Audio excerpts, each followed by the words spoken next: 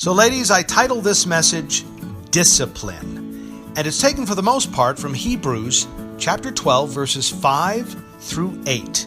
And this is really part of a much larger passage which starts at verse 4 and goes all the way to verse 12. And let me say this really quickly. These group of verses belong in the same realm with the verses where Christ says to do good to those who persecute you, in that what is talked about here is equally as hard and equally against our common sense. So with that, here it is, Hebrews chapter 12, verses 5 through 8. And really, take a special listen to this. And have you completely forgotten this word? I love this.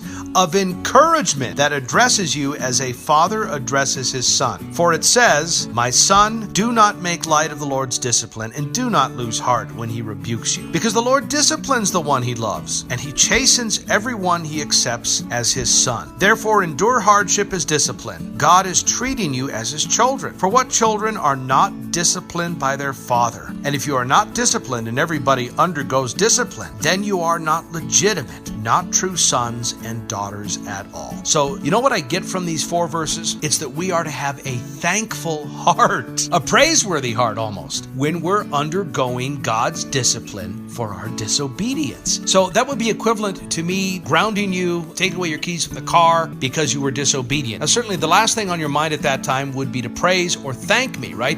It's only after the fact that maybe you might do that when you begin to say, yeah, I wasn't acting right and you were right to discipline me. And of course, the same is with the Lord when he disciplines us, except that, as an adult, maybe you get divorced. Maybe you go through the loss of a job. Maybe you go through getting run out of church or of a community. But the bottom line here is that we are to have a thankful and or praiseworthy heart.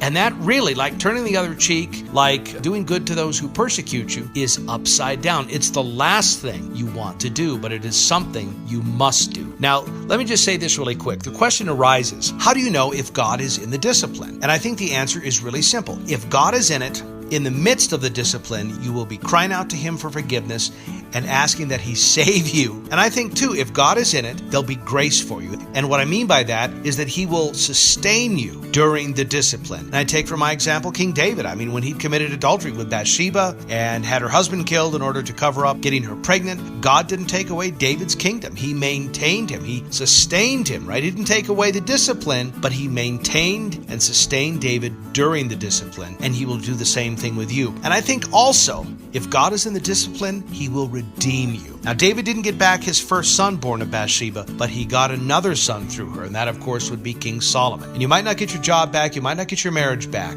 but the door that is closed for you in this area will be open for you in another. Now, let me return back to what I said previously, that we are to have a thankful and or praiseworthy heart during the time that we're being disciplined by the Lord. And I take for my example, once again, what King David said in Psalm 51, verses 16 and 17. Now, if you read these Psalms, David is in the throes of being disciplined by God, and he's driven really to the very foundation of who he is. And he says, in so many words, you don't care so much about sacrifice, but what you do care about is what? A broken and contrite heart. That is a broken and sorry heart. Such a heart you will not reject. And you know what? You have a thankful and praiseworthy heart when you're being disciplined, when it is a broken and contrite heart.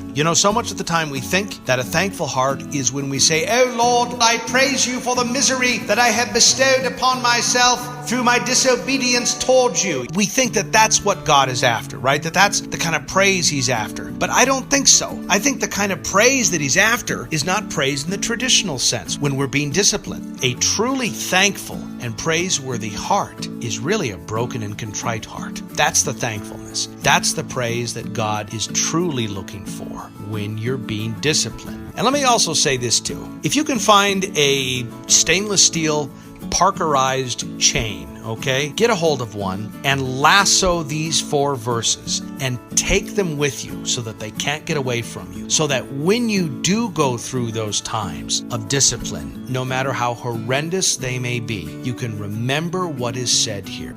God bless you both.